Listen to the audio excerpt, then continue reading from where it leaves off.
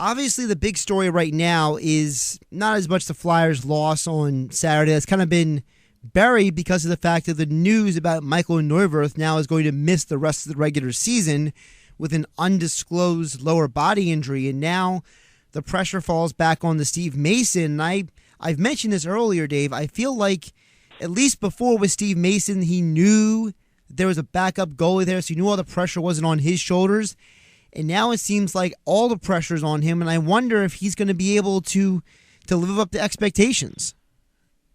Yeah, I mean, he's been in this league for several years. He's not a rookie. I think he was a starting goalie in the past that took up a whole bunch of games on an NHL schedule. So I think this certainly he doesn't want to see anybody hurt, but I think he's actually maybe a little bit more comfortable here knowing that he's the guy, and he doesn't have to look over his shoulder every time Michael Neuwirth has a good game, because he played very well against Chicago the other day, and that Pittsburgh game was actually a scheduled start for him. So that was a case where they weren't flip-flopping back and forth. That Saturday game was going to go to Neuwirth, so now Mason kind of, I think, has peace of mind knowing that he's the guy.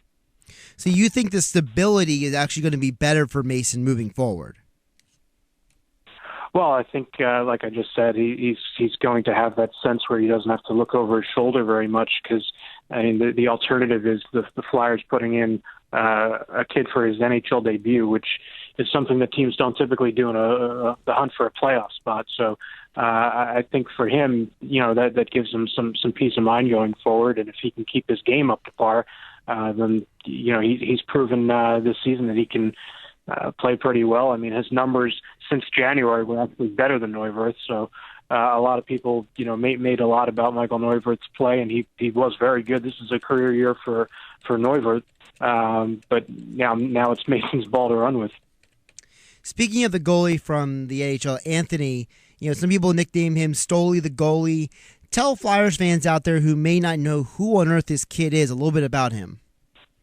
Well, he's a New Jersey native. He's from Jackson. He was the Flyers' second-round pick several years ago.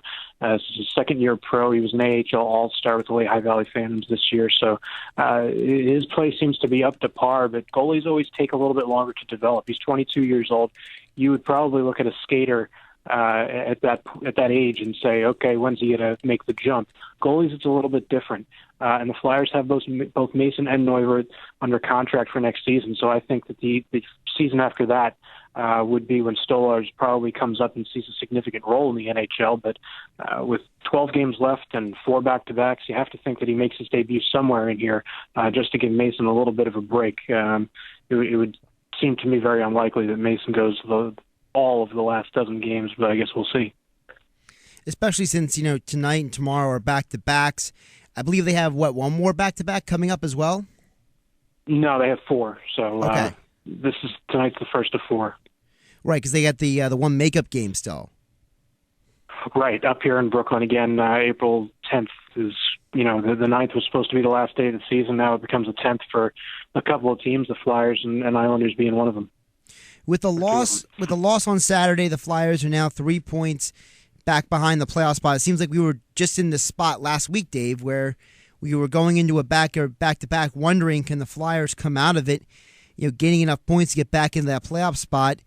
Do you think the loss on Saturday maybe slowed their momentum, or was that just maybe a stumbling block along the path?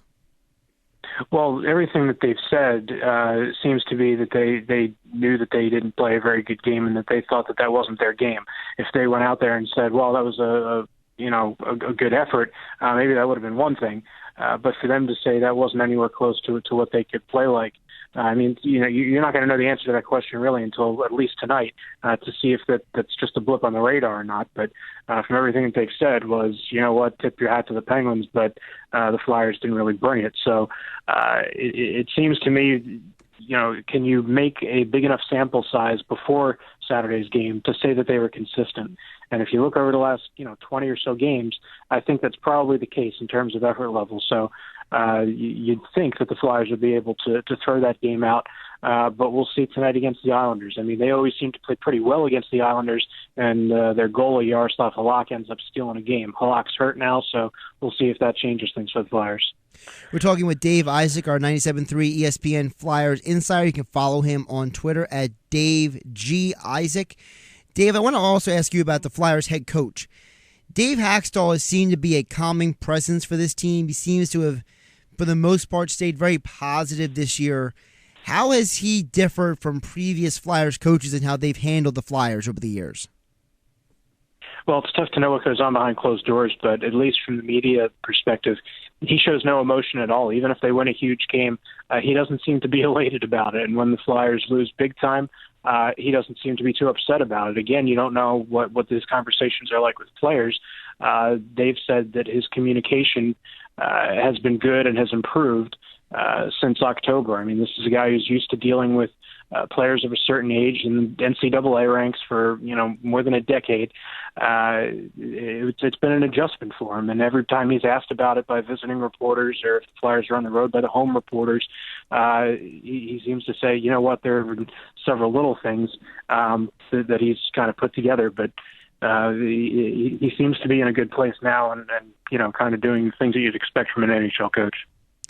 Ron Hextall had an interview with NHL.com a few weeks ago for their 5 questions with, and he mentioned in the interview about the fact that he looks at this team, and people were asking him, are you surprised that this team has been successful? And he actually came out and said, I think the success we've had is actually a benefit of us going in the right direction.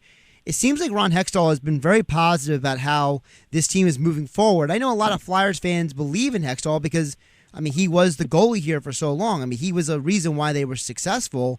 And now as a GM, he seems to carry that same sort of revered respect. What do you think about Hextall and his belief in this team and this team's future? Well, I think that's where the belief from the fans comes from, is his thoughts on the future. Just because you're a good goalie in this league doesn't necessarily mean you're going to be a good general manager. I think what's resonated with the fans is his plan for the future.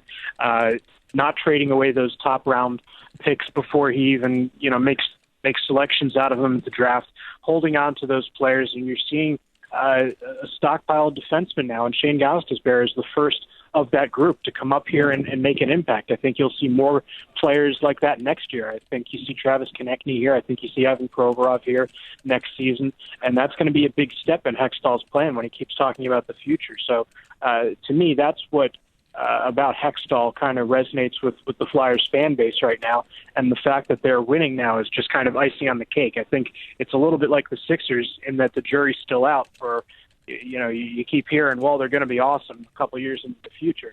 But the fact that the Flyers are showing a little bit now and making a push for a playoff spot is probably what leads people on to thinking, maybe that is possible. We talked to Hextall right after the trade deadline and said, what do you think right now about this team? If they miss the playoffs, is it a missed year? If they make it, are they exceeding expectations? And he said, no, that was about the expectation level, is to make the playoffs. So the Flyers are still trying to get there, but their effort level, at least the last 2 months or so, seems to be pretty good. Flyers are in midst of a road trip right now. They're going to be playing tonight. You'll be able to hear that game on WPG Talk Radio 1450. We'll be talking with Dave Isaac. You can follow him at Dave G. Isaac on Twitter. Appreciate you coming on the show.